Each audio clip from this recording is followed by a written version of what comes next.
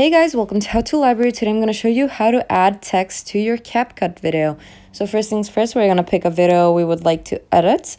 I'm going to pick from these two videos I'm already editing.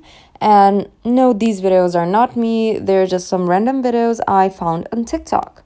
So once you found the video you want to edit, we're going to look at the bottom of the screen. And you can see we have a couple of icons. So we have text, we have audio, edit and text. So we're gonna click on the text and that will bring us here. So we're gonna add text.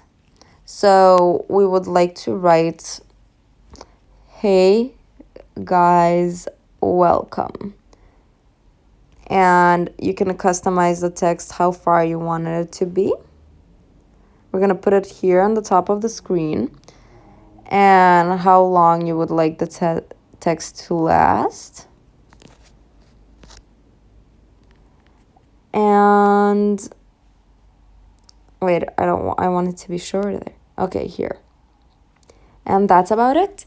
Thank you for watching. Do click the like button if this video helped you and subscribe to our channel for more helpful videos. Bye guys.